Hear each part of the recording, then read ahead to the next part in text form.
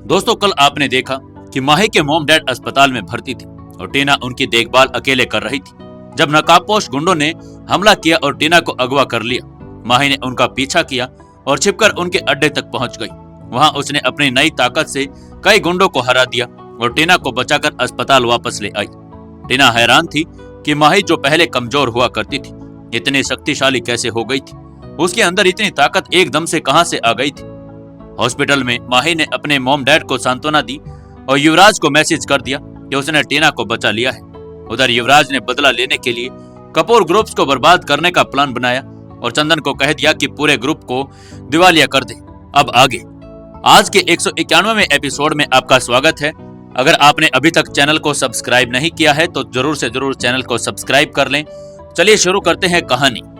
चंदन ने तुरंत मार्केट में अपना नेटवर्क एक्टिव कर दिया। अपने बिजनेस वर्ल्ड के सभी इंपॉर्टेंट लोगों को कॉल की और सख्त लहजे में कहा, सिंघानिया ग्रुप का क्लियर ऑर्डर है। कोई भी कंपनी, कोई भी बिजनेसमैन अगर कपूर ग्रुप्स के साथ अपना रिलेशन बनाए रखेगा तो उसे फ्यूचर में सिंघानिया ग्रुप से कोई सपोर्ट नहीं मिलेगा। बड़ी बड़ी कंपनियों के मालिक और बिजनेस पार्टनर्स सख्ते में आ गए थे। चंदन की बात का मतलब साफ था, या तो वो कपूर ग्रुप्स के साथ अपने सभी कॉन्ट्रैक्ट खत्म कर दे या फिर सिंघानिया ग्रुप के साथ अपने फ्यूचर को हमेशा के लिए खतरे में डाल ले। बाजार में हलचल मच गई। ट्रेडर्स की बीच चर्चाएं शुरू हो गई थी। कई कंपनियों ने बिना देर किए कपूर ग्रुप्स के साथ अपने कॉन्ट्रैक्ट तोड़ने के नोटिस भेजने शुरू कर दिए थे।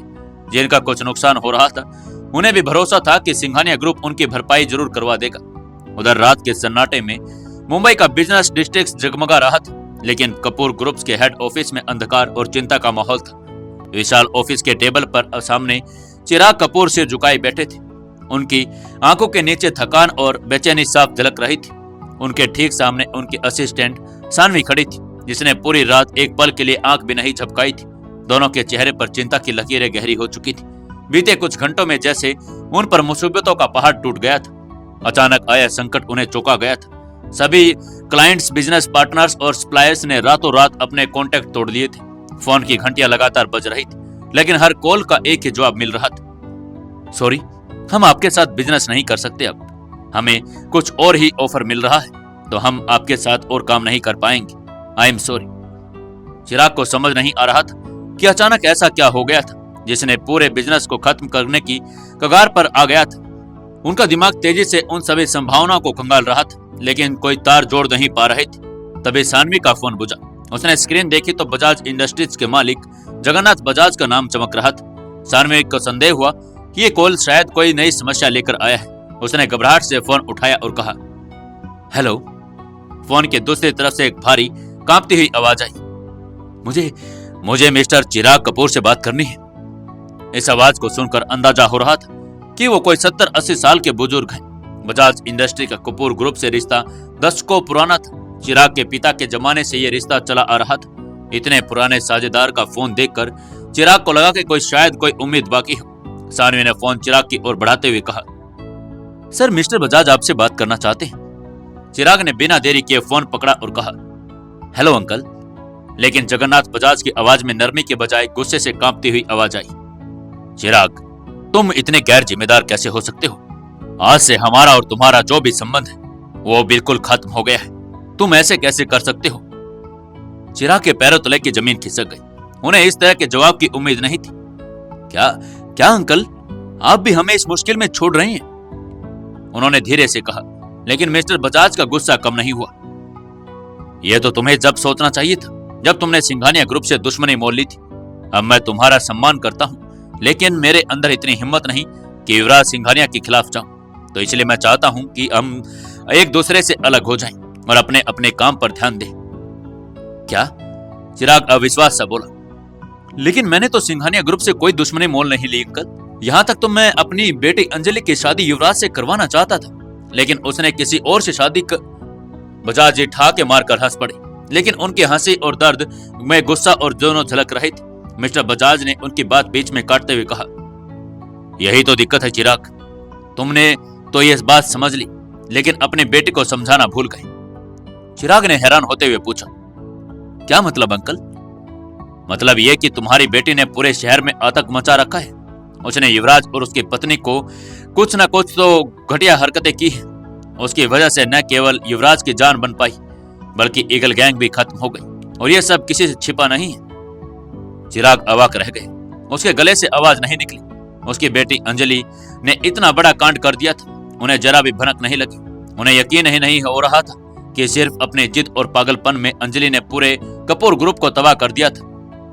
और अब मैं तुम्हें कोई सफाई देने का मौका नहीं दूंगा। बस इतना समझ लो कि हमारी साझेदारी यहीं खत्म होती है। बजाज जी की आवाज तल्ख हो गई। इतना कहकर मिस्टर बजाज ने फोन काट दिया। चिराग कपूर एकदम सुन्न होकर अपनी कुर्सी पर गिर गए।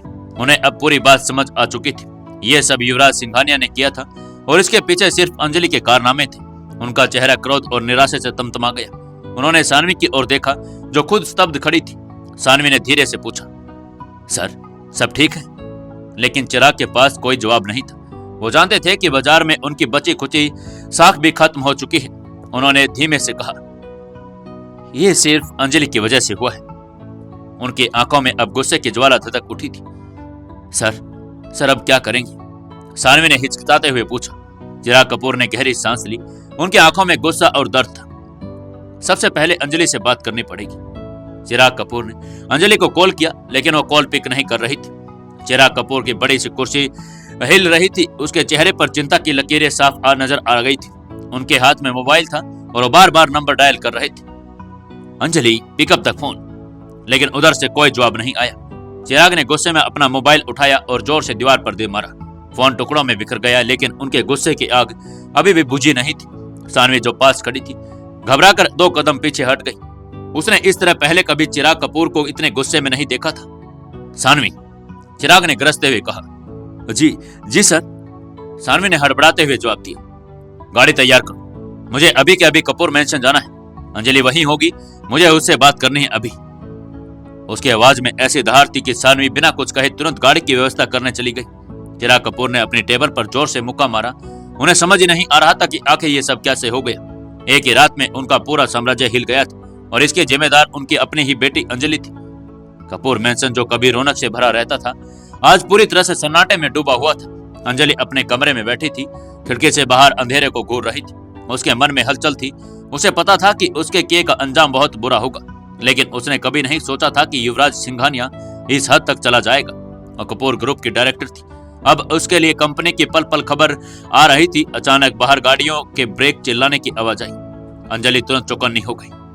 डैड, उसके मन में पहला ख्याल यही आया। वो तुरंत नीचे जाने लगी, लेकिन उसके कदम भारी हो गए। चिराग कपूर तेज कदमों से घर के अंदर दाखिल हुए। उनका चेहरा गुस्से से लाल हो रहा था। आंखों में ऐसा तूफान था जिसे देखकर कपूर मैंशन के नौकर भी डर गए थे। अंजलि, अंजलि, कहां हो अंजलि तुम? उन्होंने इतने जोर से पुकारा कि पूरा घर गूंज उठा। अंजलि सीढ़ियों पर खड़ी थी। उसने अपने पिता को ऐसे पहले कभी नहीं देखा था। Dad, dad. उसकी आवाज धीमी थी, लेकिन उसमें एक भय भी झलक रहा था। चिराग कपूर उसकी ओर बढ़े। उनके कदम मजबूत थे। उनकी आंखों में दर्द और गुस्सा साफ दिख रहा था। तुमने ये क्या कर दिया अंजलि? उसकी आवाज कांप रही थी, लेकिन ये क्रोध से भरी हुई थी। अंजलि ने सिर झुका लिया। वो चाहकर भी अपने पिता के आंखों में नहीं देख पा रही थी। तुम्हारी वजह से, सिर्फ तुम्हारी वजह से हमारा पूरा कपूर खानदान खत्म होने की कगार पर खड़ा है। चिराग कपूर ने उसके पास आकर उसकी कलाई पकड़ी और सोफे की तरफ धकेल दिया। क्या सोचा था तुमने? तुम जो चाहोगी वैसा ही होगा। तुमने कभी सोचा भी था कि तुम्हारी इन हरकतों का नतीजा क्या होगा? आज देख लिया ना क्या हो गया। हमारा पूरा कपूर खानदान आज बिल्कुल निचले स्तर पर आ गया है। अंजलि की आंखों में आंसू भर आए, लेकिन अब कुछ नहीं बोल रही थी। बोलो अंजलि, बोलो, कुछ तो कहो। चिराग कपूर ने उसकी ओर देखा। उसकी आंखों में बेबसी थी। अंजलि ने आखिरकार धीरे से कहा, मैंने जो किया सिर्फ अपने प्यार के लिए किया डैड। मैं युवराज से प्यार करती थी और उसे खोना नहीं चाहती थी। चिराग कपूर ने ठहाका मारा, लेकिन यह हंसी नहीं थी बल्कि हताशा थी। प्यार, ये प्यार था। तुमने उसके परिवार को नुकसान पहुंचाया, उसके साथ साजिशें रची और अब खुद तुम इसे प्यार कह रही हो। तुमने ये भी नहीं सोचा कि तुम्हारे इस प्यार की वजह से कितने लोगों की जिंदगी बर्बाद हो जाएगी। अंजलि ने सिर झुका लिया था। चिराग कपूर ने गहरी सांस ली और फिर बोले, आज तुमने साबित कर दिया कि तुम मेरी बेटी नहीं हो। मैं जानता था कि तुम्हारी मां के बाद तुम्हें अकेले पालना आसान नहीं होगा, लेकिन मैंने कभी नहीं सोचा था कि तुम इस हद तक चली जाओगी। अंजलि ने अपनी मुट्ठी भींच ली। उसके कुछ शब्द उसके मुंह से बाहर आ रहे थे। मैंने कोई गलती नहीं की डैड। डैड, मैंने बस वही किया जो मुझे सही लगा।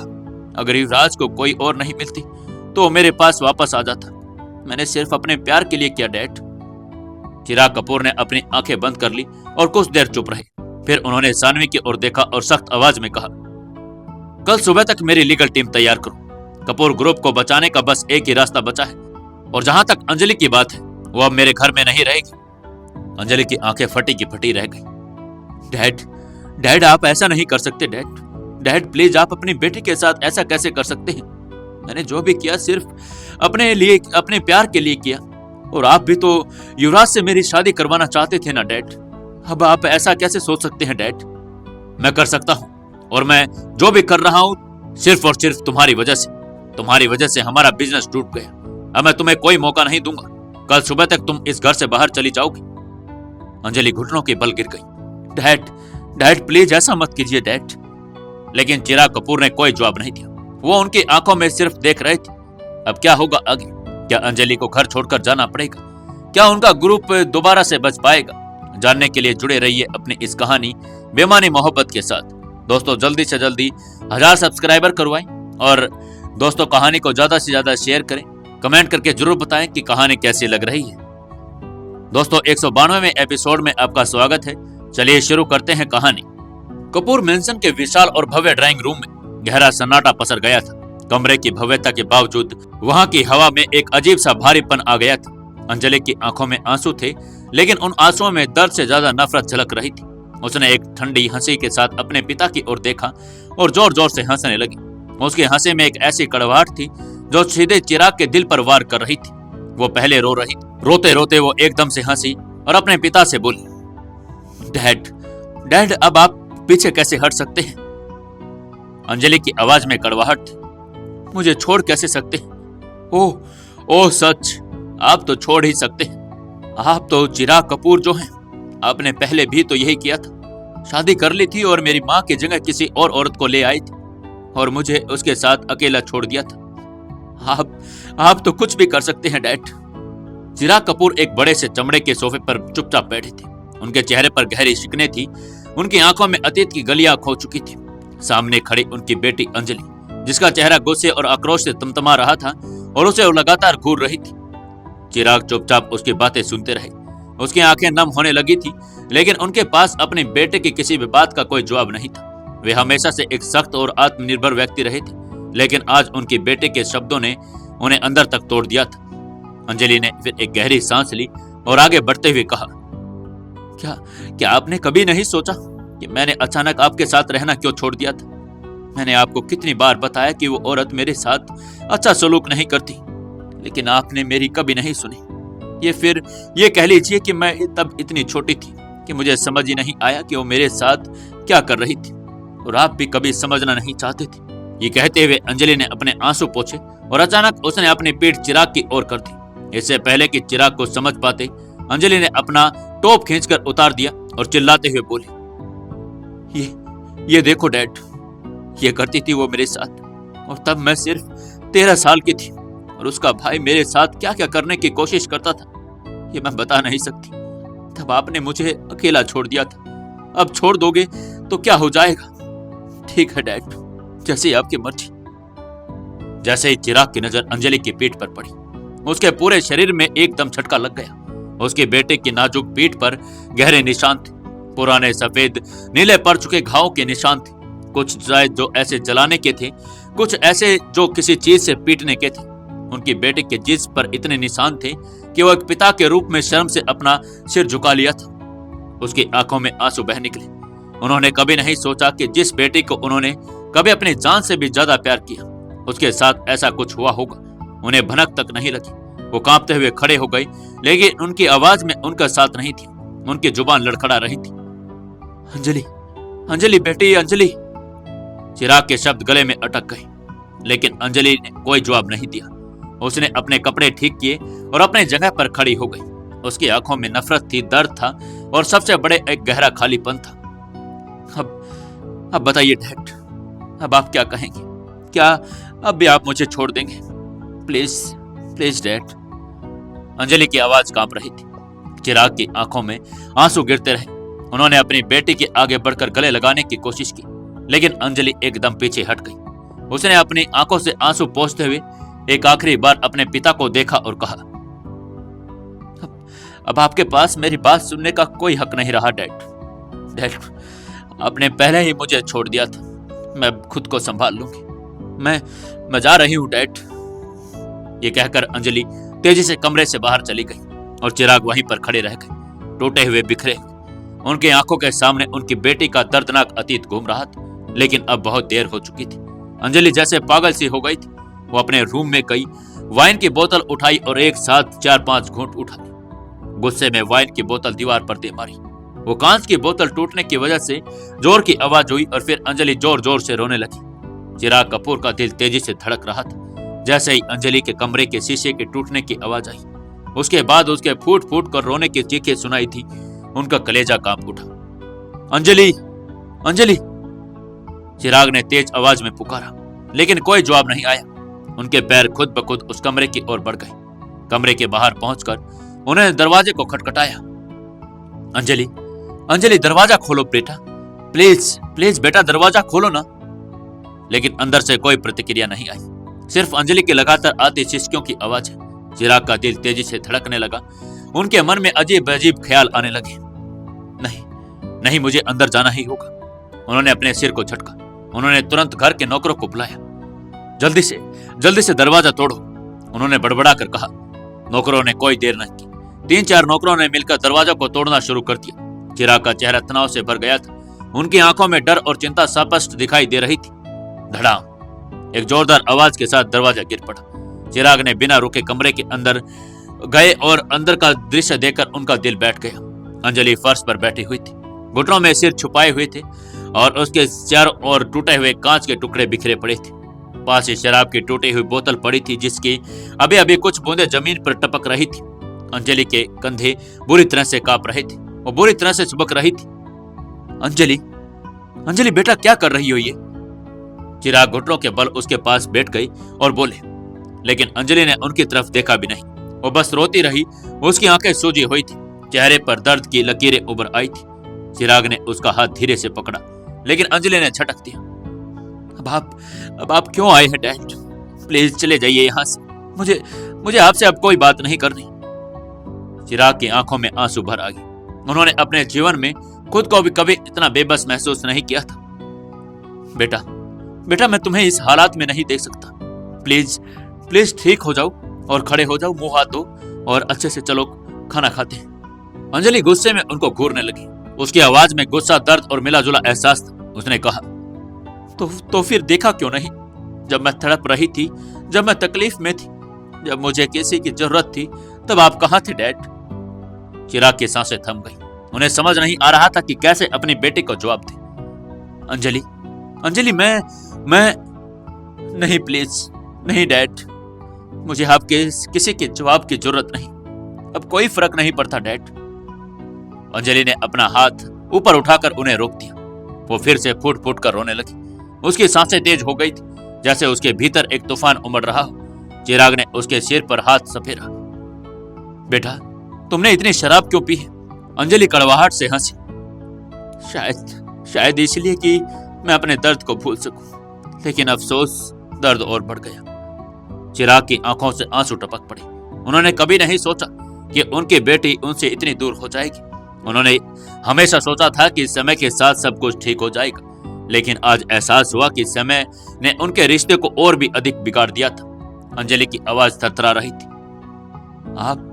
आप जानते हैं डैड, मुझे कभी कभी लगता है कि मेरी माँ मुझे इस दुनिया में अकेला छोड़कर क्यों चली गई।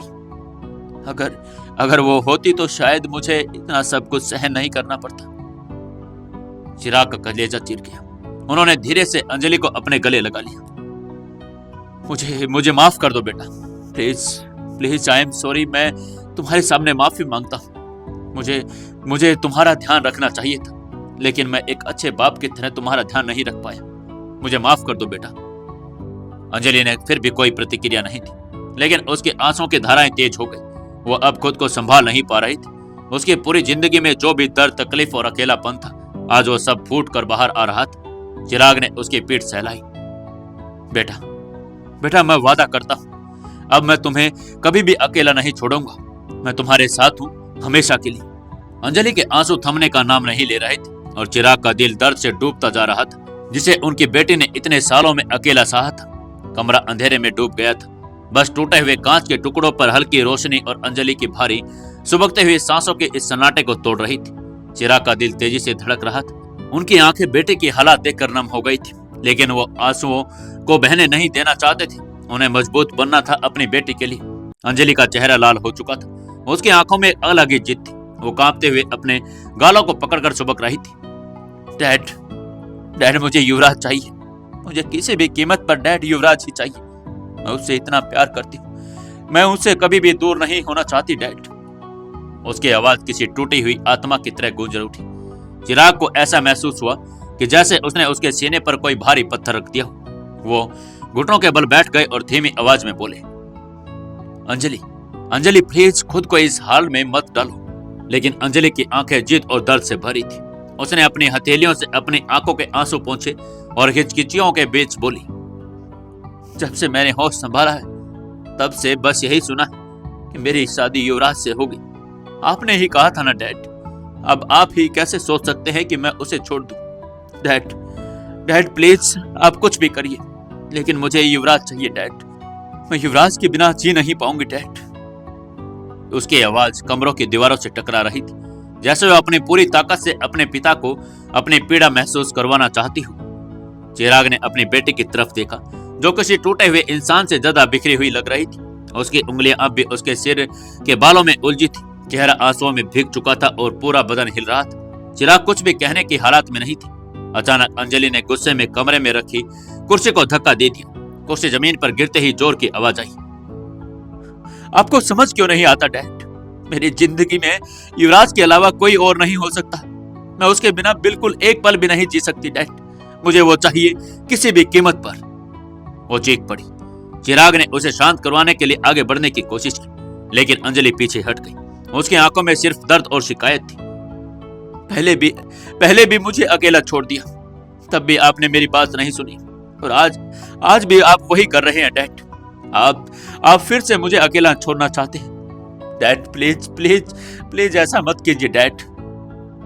अब क्या करेंगे चिराग? क्या वो अपनी बेटी के सामने झुक पाएंगे?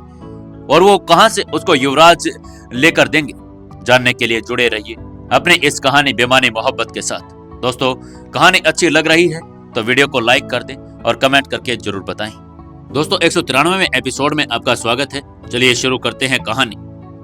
अंजलि बोल बोल कर टूटती जा रही थी। वो पागलों की तरह जिद करने लगी थी कि उसको युवराज से शादी ही करनी है। पहले भी आपने मुझे अकेला छोड़ दिया, तब भी आपने मेरी बात नहीं सुनी, और आज भी आप वही कर रहे हैं डैड। आप फिर से मुझे अकेला छोड़ना चाहते हैं। उसका शरीर हिल रहा था। उसकी सांसें तेज हो गई थी।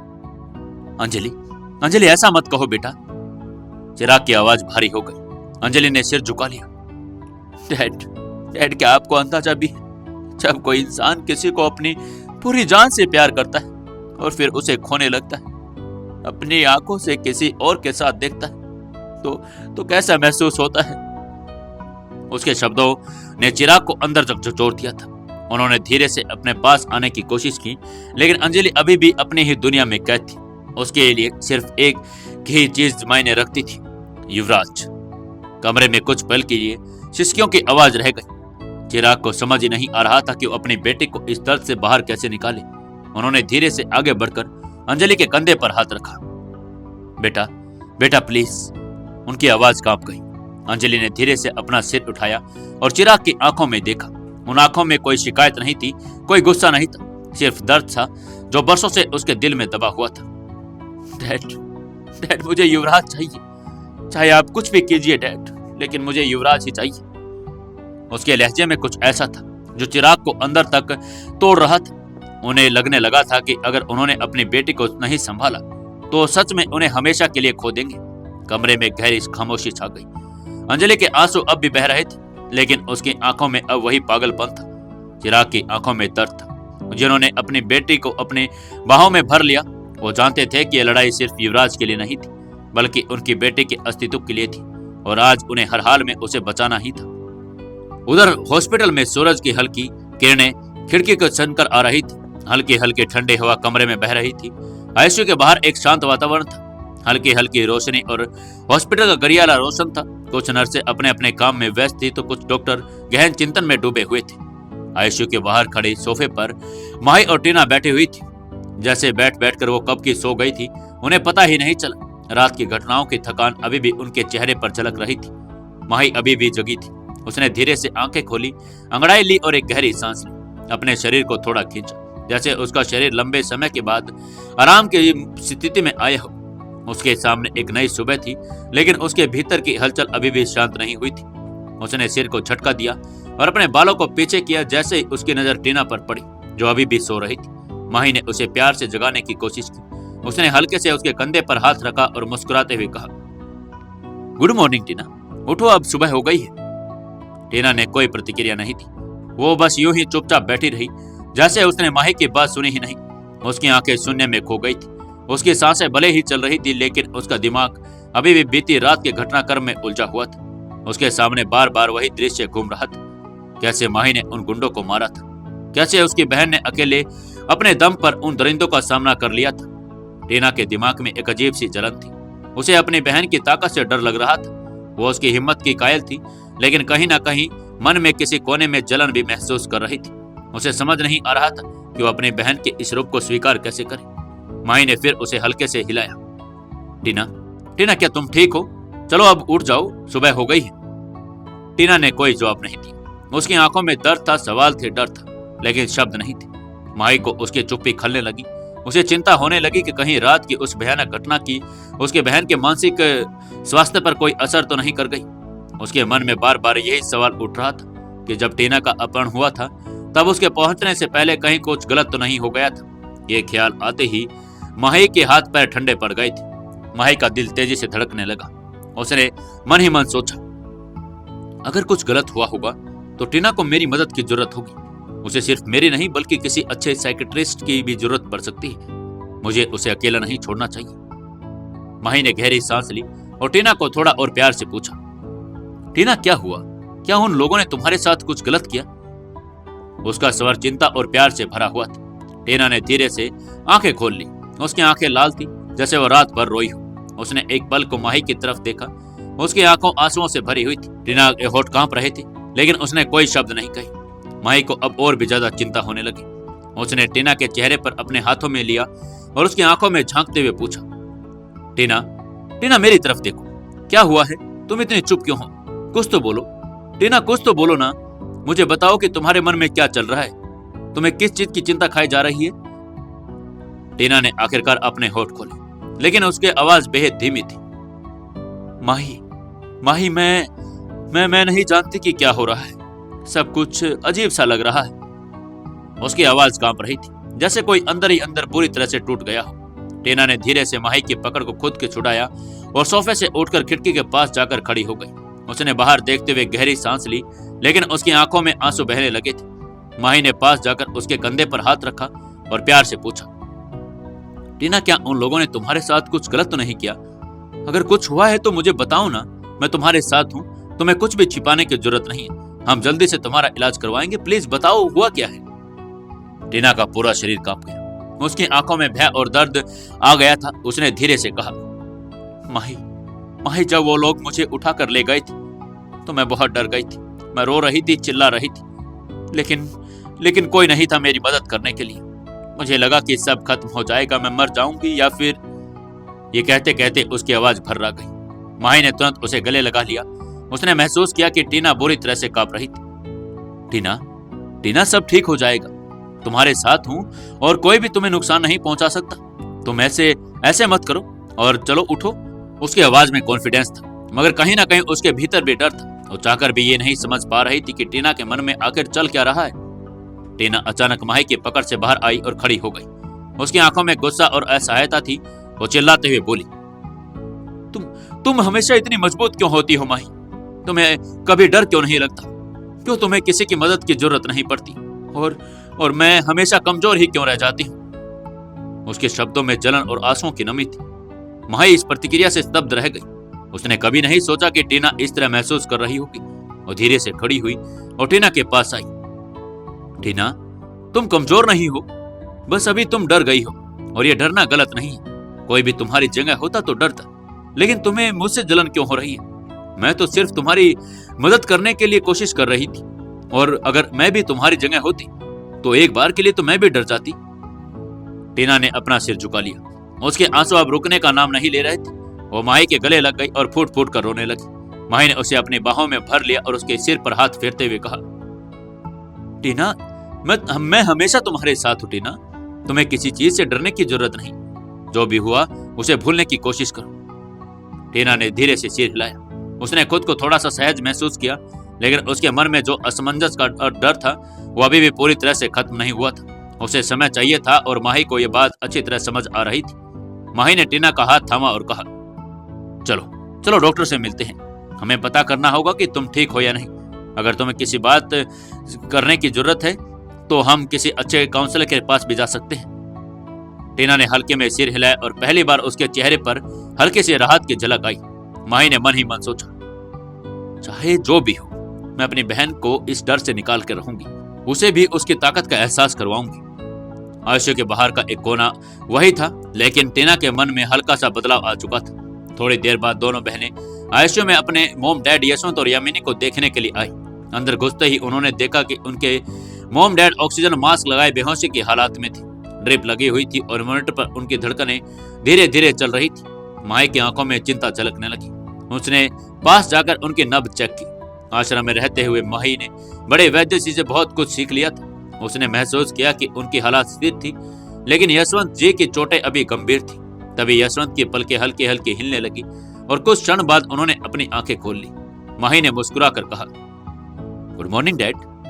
यशवंत ने धीरे से पलकें झपकाई और हल्की मुस्कान के साथ गुड मॉर्निंग का जवाब दिया और उन्हें उठने की कोशिश की, लेकिन उनके शरीर में दर्द हो गई। माही ने तुरंत उन्हें रोक दिया।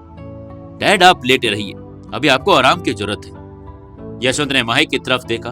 उसकी आंखों में एक अजीब सी राहत झलक रही थी। उन्होंने माही के सिर पर प्यार से हाथ फेरा और धीरे से कहा, बेटा, तुम ठीक तो हो ना? टीना कैसी है? हम दोनों ठीक हैं डैड। अब आपको बस आराम करना है और आप जल्दी ठीक हो जाएंगे, माही ने कहा और उन्हें फिर से धीरे से लेटा दिया। तभी डॉक्टर अपने राउंड पर आ गया। आईसीयू के हेड डॉक्टर ने माही को देखा और कहा, आप चिंता ना करें, आपकी मॉम अभी बहुत हद तक ठीक हैं, लेकिन आपके पिता की पसलियों में गंभीर चोटें आई हैं। उन्हें पूरी तरह से ठीक होने में समय लगेगा, लेकिन अभी कोई खतरा नहीं है और वो जल्दी ठीक हो जाएंगे। माही ने सिर हिलाया और डॉक्टर को थैंक यू कहा। डॉक्टर ने यशवंत की हालात की जांच की और फिर अपनी टीम के साथ बाहर चले गए। माही ने टीना की ओर देखा, जो अब भी खामोश थी। उसने महसूस किया कि टीना के मन में कई सवाल थे, लेकिन वो पूछ नहीं रही थी। माही ने उसका हाथ थाम लिया और मुस्कुराते हुए कहा, सब ठीक हो जाएगा, हमें बस हिम्मत नहीं हारनी है। टीना ने बस हल्का सा सिर हिलाया। पहली बार हल्की सी मुस्कान उसके चेहरे पर आई। माही को लगा कि धीरे धीरे चीजें सही हो रही है, लेकिन वो जानती थी कि ये सिर्फ एक शुरुआत थी। अभी उन्हें बहुत कुछ सहना और संभालना था, और वो बार बार टीना को ही नोटिस कर रही थी। टीना के मन में भी उलझने और भी बढ़ गई थी। वो भी बार बार अपने मन में उठ रहे सवालों की ओर ध्यान बिना चाहते हुए भी दे रही थी। क्या टीना अपने मन के सवालों को माही से पूछ पाएगी? क्या होगा आगे? जानने के लिए जुड़े रहिए अपनी इस कहानी बेमानी मोहब्बत के साथ। दोस्तों, कहानी को ज्यादा से ज्यादा शेयर करें और कमेंट करके जरूर बताएं। तो 194वें एपिसोड में आपका स्वागत है। चलिए शुरू करते हैं कहानी। सुबह की अब हल्की हल्की धूप तेज होने लगी थी।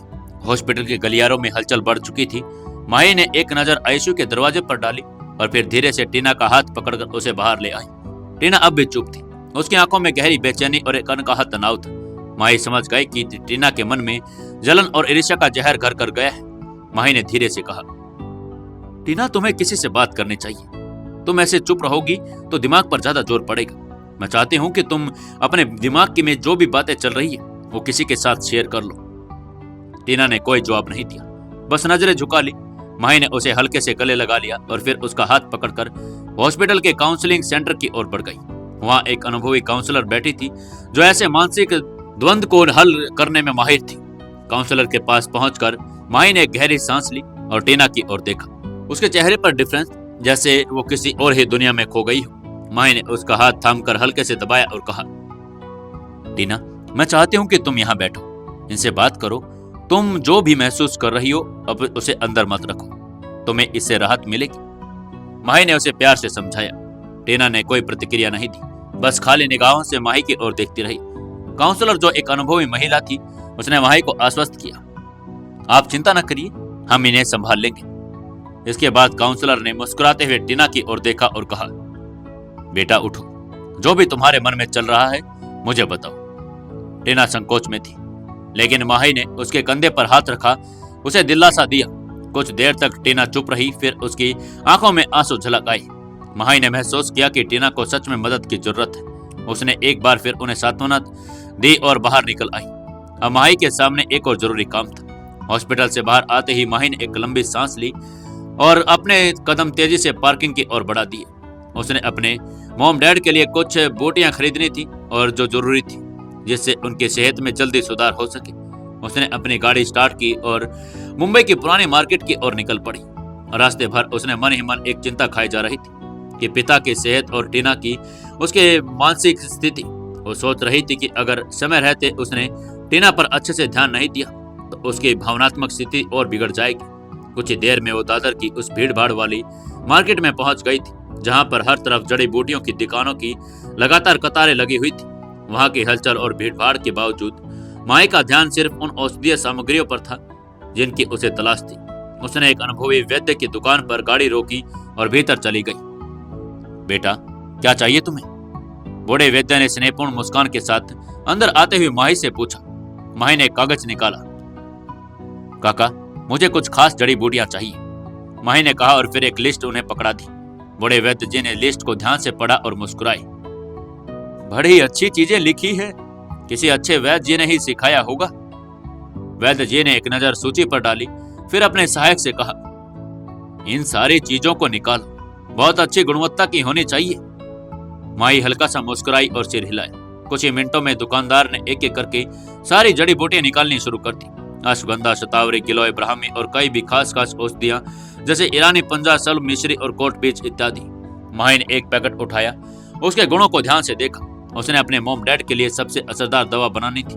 उसकी सारी आवश्यक जड़ी बूटी मिल गई थी। उसने पैसे दिए और बूटियों को लेकर बैठते हुए गाड़ी में गहरी सांस ली। अब अगला कदम था इन जड़ी बूटियों से दवाई तैयार करना। माही ने गाड़ी चलाई और चौधरी हाउस की ओर बढ़ गई। रास्ते में उसकी आंखों में एक दृढ़ निश्चय था, उसे अपने मॉम डैड को जल्द से जल्द स्वस्थ करना था। जब वह चौधरी हाउस पहुंची तो सन्नाटा पसरा हुआ था। वो जल्दी से अंदर गई, अपने कमरे में जाकर जड़ी बूटियां मेज पर रख दी। उसने झटपट से अपने बाल बांधे और उन जड़ी बूटियों को रिफाइन करने की प्रक्रिया में जुट गई। माही ने सफेद एप्रन पहना हुआ था और जड़ी बूटियों को तरतीब से सजा दिया था। फिर उसने एक एक करके उन्हें पीसना शुरू कर दिया। जड़ी बूटियों की खुशबू पूरे कमरे में फैल गई थी।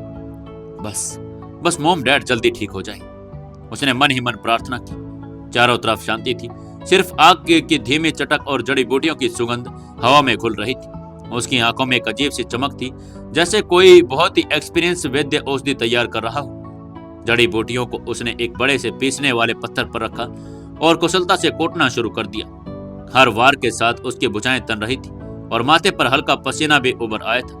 उसकी उंगलियां बड़े ही अच्छे से छांट रही थी, जैसे कोई अनुभवी वैद्य किसी नायाब औषधि की तैयारी कर रहा है।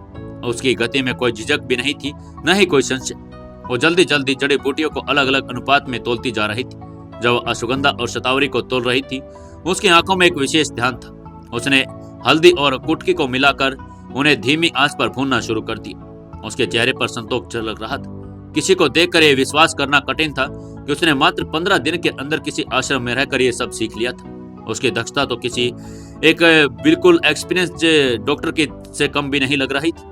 हर तत्व का मात्रा और विशेष ध्यान रख रही थी। एक तरफ उसकी आंखों में अपने माता पिता को जल्द से जल्द ठीक करने का संकल्प था, तो दूसरी तरफ हर हरकत में अपने पेशेवर की दक्षता झलक रही थी, जैसे वह पीसने का काम कर चुकी थी।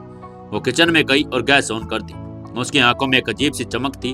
उसने एक बड़ी सी कढ़ाई में पानी डाला, धीरे सभी बूटियों को मिलाने लगी। गर्म पानी होते ही उसमें जड़ी बूटियां उसने एक बूटी डालनी शुरू की। हर एक बूटी डालते डालते एक सही मात्रा में जड़ी बूटी अपने आप और एकाग्रता से मिल रही थी। अंदर से उसकी आत्मा यही कह रही थी कि यह साधारण मिश्रण नहीं, बल्कि उसके मॉम डैड के लिए जीवन दान होगा। आग की लो अपने नियंत्रण में थी, कभी वो लो तेज करती तो कभी धीमी। कुछ जल न जाए, उसने मन ही मन सोचा। वो लगातार मिश्रण को हिलाते हुए सही तापमान पर रख रही थी। माही की आंखों में अलग ही भाव था। ये कोई सामान्य दवाई नहीं बना रही थी। उसे अब खुद पर ही विश्वास नहीं हो रहा था कि उसने इतने कम समय में इतने अच्छे काम को सीख लिया था। शायद ये यशराज सिंघानिया जी की ताकत थी जो उसे किसी कार्य में दक्ष बना रही थी।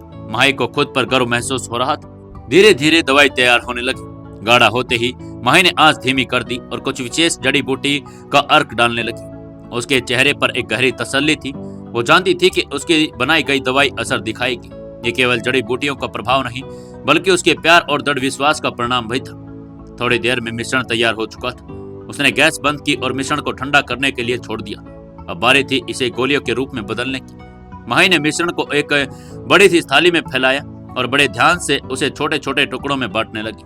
फिर उसने अपने हाथों से इन टुकड़ों को गोलियों का आकार देना शुरू कर दिया। हर गोली को बड़े ही प्यार और सावधानी से बना रही थी। गोलियां बनाते बनाते उसे अपने मॉम डैड का चेहरा याद भी आ रहा था। उनकी बेहोशी, उनका दर्द, उनके कमजोर शरीर और सब कुछ उसकी आंखों के सामने घूम गया। उसकी आंखों में हल्की सी नमी भी आ गई, लेकिन उसने अपने आंसू रोक लिए थे। मुझे कमजोर नहीं पड़ना, अभी मुझे और मेहनत करनी होगी, उसने खुद को समझाया। लगभग सभी गोलियां वो तैयार कर चुकी थी। उसने उन्हें एक साफ से कपड़े पर रख दिया और गहरी सांस ली। उसकी मेहनत रंग लाने वाली थी। अब सिर्फ इंतजार था कि यह दवाई मॉम डैड को दी जाए और उनका स्वास्थ्य तेजी से सुधरने लगे।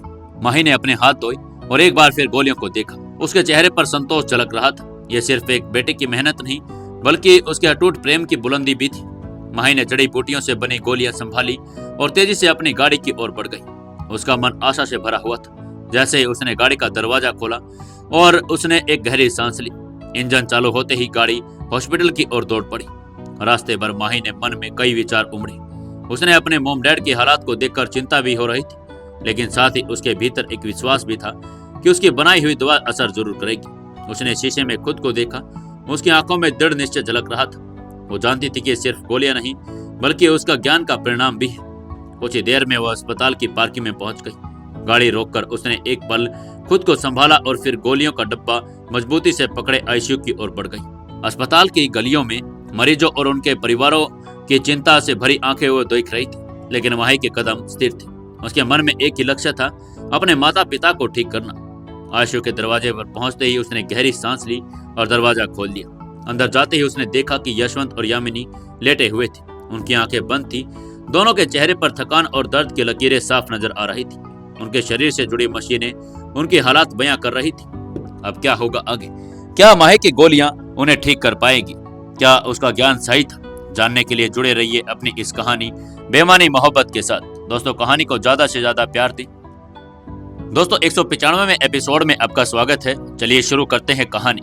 माही जड़ी बूटियों से दवाई बनाकर हॉस्पिटल के अंदर ले आई थी। वो आईसीयू के अंदर गई, जहां पर उसके मॉम डैड यशवंत और यामिनी मुरझाया हुआ चेहरा लेकर वहीं पर पास में लेटे हुए थे। मशीनों की बीप बीप की आवाजें आ रही थी। पास में खड़ी माही की भी धड़कनें तेज हो रही थी। उसने अपनी मुट्ठी से जड़ी बूटी तैयार की गई गोलियां कसकर पकड़ी हुई थी। उसकी आंखों में कॉन्फिडेंस झलक रहा था, क्योंकि उसे यकीन था कि उसकी बनाई हुई दवा असर जरूर करेगी। माही ने गहरी सांस ली और धीरे से अपने मॉम डैड के पास पहुंची। उसने सबसे पहले अपने पिता यशवंत की ओर देखा, जिनकी आंखें हल्के से खुली हुई थी। उनका चेहरा अब भी पीड़ा से भरा हुआ था, लेकिन जैसे ही माही उनके पास पहुंची, एक हल्की सुकून भरी चमक उनके चेहरे पर आ गई। वो धीरे से उनके पास गई और माथे पर हाथ रखा। उसके एक शरीर में हल्की कंपन थी। उसने धीरे से उनकी नब्ज टटोली। उनकी नब्ज कमजोर थी, लेकिन वो अब भी धड़क रही थी। माही ने राहत की सांस ली। उसने पास खड़ी नर्स को देखा और कहा, मुझे इन्हें दवा देनी है। नर्स ने पहले संकोच किया, लेकिन फिर माही की आंखों में देखकर सहमति में सिर हिला दिया। डैड, ये दवा खा लीजिए, यह आपके लिए बहुत जरूरी है। माही की आवाज में विश्वास था और उसके शब्दों में अपार प्रेम। माही ने बड़ी ही सावधानी से अपने पिता के होठों पर दवा रख दी। यशवंत ने धीरे से अपनी जीभ उसे महसूस किया। जैसे वो खुलने लगी, उनके चेहरे पर एक की शिकन भरी। उसके गले में होते हुए नीचे जाते हुए एक अजीब सी कड़वाहट उनके पूरे शरीर में फैल गई। यशवंत की आंखें एक पल के लिए कसकर बंद हो गई और उन्होंने हल्का सा हिलने की कोशिश की। माही को यह देखकर अंदर खुशी हुई। ये संकेत था कि दवा अपना असर दिखा रही थी। लेकिन अगले ही पल यशवंत का चेहरा अचानक सिकुड़ गया। उन्होंने हल्का सा करवट लेने की भी कोशिश की। उनके पूरे शरीर में एक अजीब सी गर्माहट फैल गई। उन्होंने हल्के से अपनी आंखें खोली और एक पल के लिए माही को देखा। उनकी आंखों में दर्द था, लेकिन साथ ही विश्वास भी। माही की आंखों में खुशी के आंसू आ गए। उसने जल्दी से अपनी माँ यामिनी की ओर देखा और उन्हें भी एक दवा दी। कुछ ही क्षणों में यामिनी के शरीर में भी हलचल होने लगी। उनके चेहरे पर भी वही दर्द भरी शिकन आई। उन्होंने हल्के से अपनी पलकें झपकाई और यामिनी की भी भौहें सिकुड़ गई। उनके चेहरे पर भी उल्टी जैसा भाव आ गया था। माही तुरंत समझ गई कि दवा शरीर के अंदर से गंदगी बाहर निकालने की प्रक्रिया शुरू कर चुकी थी। डैड, मोम, आप चिंता मत कीजिए, ये बस कुछ ही देर का असर है। माही ने जल्दी से उनके हाथ को थामते हुए कहा। तभी डॉक्टर और नर्स अंदर आए। डॉक्टर ने तुरंत दोनों की स्थिति को देखा और माही की ओर सवालिया निगाहों से देखा। माही, आपने इन्हें क्या दे दिया है? डॉक्टर ने पूछा। माही ने आत्मविश्वास से जवाब दिया, डॉक्टर, ये मैंने खुद तैयार किया है। ये जड़ी बूटियों से बना ये औषधि है और जिससे ये उनके शरीर की अंदरूनी कमजोरी को दूर करेगी और उनका शरीर खुद ठीक करने की प्रक्रिया में तेजी लाएगा। डॉक्टर ने एक पल सोचा और फिर यशवंत की नब्ज जांचने लगे। थोड़ी देर बाद उन्होंने सिर हिलाया और मुस्कुराए। ये तो कमाल की चीज लगती है माही, लगता है ये दवा काम कर रही है, डॉक्टर ने कहा। माही के चेहरे पर संतोष की चमक आ गई। वो जानती थी कि यह दवा सही दिशा में काम कर रही थी। उसके मॉम डैड को जल्द से ठीक होना था और उसने अपने पिता का हाथ थामा और हल्के स्वर में कहा, डैड, आप जल्दी ठीक हो रहे हैं, बस कुछ दिनों में आप पूरी तरह ठीक हो जाएंगे। यशवंत ने हल्के से मुस्कुराकर सिर हिलाया। उनकी आंखों में गौर झलक रहा था। उनकी बेटी ने असंभव काम को संभव कर दिखाया था। माही ने एक नजर अपनी माँ की ओर डाली। यामिनी भी धीरे धीरे आंखें खोल रही थी। उनका शरीर अभी कमजोर था, लेकिन उनमें अभी भी पहले से अधिक ऊर्जा महसूस हो रही थी। आईसीयू में मौजूद नर्सें और डॉक्टर इस पूरे दृश्य को देखकर हैरान थे। माही ने अपनी माँ के माथे को छुआ और हल्के स्वर में कहा, मॉम, आप भी जल्दी ठीक हो जाएंगे, बस विश्वास रखिए। यामिनी ने धीरे से माही की हथेली को पकड़ लिया। उनकी आंखों से आंसू बहने लगे। वे चाहते थे कि कुछ कहे, लेकिन उनकी कमजोरी ने उन्हें रोक लिया। माही ने उनकी हथेली को कसकर पकड़ा और धीरे से मुस्कुराई। आप आराम कीजिए मॉम, अब सब कुछ ठीक हो जाएगा, डॉक्टर ने माही से कहा। अगर ये दवा असर दिखा रही है तो हमें आगे भी इसे देने पर विचार करना चाहिए। क्या आप हमें इसकी पूरी प्रक्रिया समझा सकती हैं? माही ने सिर हिलाया। बिल्कुल, लेकिन अभी मैं अपने मॉम डैड के साथ कुछ समय बिताना चाहती हूँ। डॉक्टर ने सहमति में सिर हिलाया और वहां से चले गए। माही ने एक बार फिर अपने मॉम डैड को देखा और मन ही मन एक संकल्प लिया। तब वो चैन से नहीं बैठेगी जब तक वो उन्हें पूरी तरह से ठीक नहीं कर पाती। उधर सिंघानिया हाउस आज खुशियों से भर गया था। कई दिनों की थकान के बाद युवराज अपने कमरे में सो रहा था। दोपहर हो चुकी थी, लेकिन अब वो गहरी नींद में था।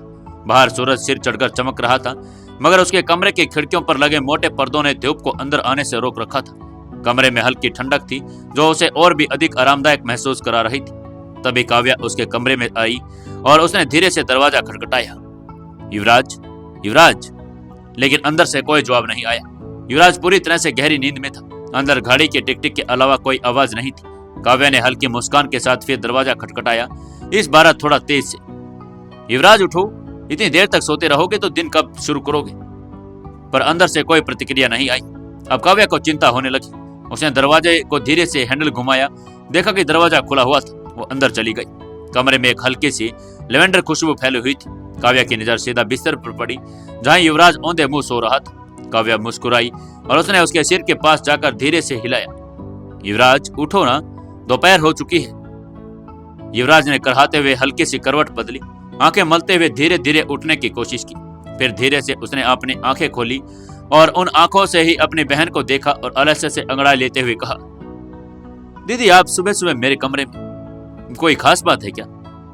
काव्या उसकी बात सुनकर हल्के से मुस्कुराई और उसके सिर पर प्यार से हाथ फेरा। सुबह नहीं, दोपहर हो चुकी है जनाब। जब तुम इतने लंबे समय तक बाहर नहीं निकली तो मुझे लगा कि देख लूं सब ठीक तो है, इसलिए तुम्हारे पास चली आई, युवराज ने कहा। हाँ दीदी, सब ठीक है, बस थोड़ी सी थकान थी, इसलिए टाइम का पता नहीं चला। तभी कमरे में हलचल हुई। दरवाजे पर दो चंचल आवाजें गूंज उठी।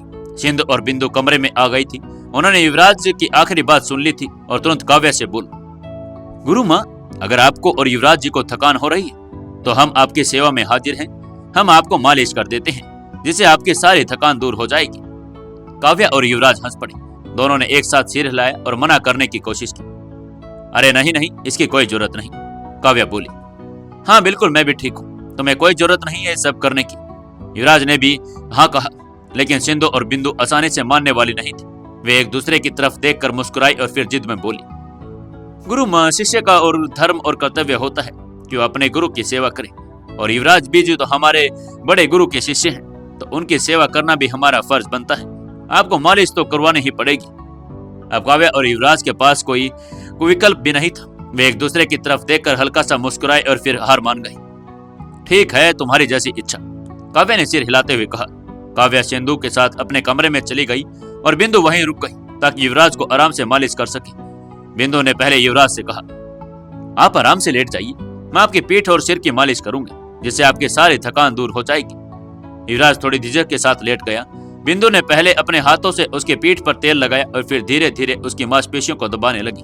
युवराज को शुरू में थोड़ा अजीब लग रहा था, लेकिन जैसे बिंदु के हाथों की गर्माहट उसकी थकी हुई नसों तक पहुंची, उसे गहरी राहत महसूस होने लगी। बिंदु ने हल्की मुस्कान के साथ कहा, आप बहुत ज्यादा सोचते हैं, इसलिए इतनी जल्दी थक जाते हैं। युवराज ने आंखें बंद करते हुए धीरे से कहा, हाँ, कभी कभी जरूरत से ज्यादा सोचने की आदत पड़ जाती है। बिंदु ने सिर हिलाया और उसकी पीठ को और अच्छे से दबाने लगी। लेकिन आप जब खुश होते हैं तो सबको अच्छा लगता है, इसलिए आपको थोड़ा खुद को ख्याल रखना चाहिए।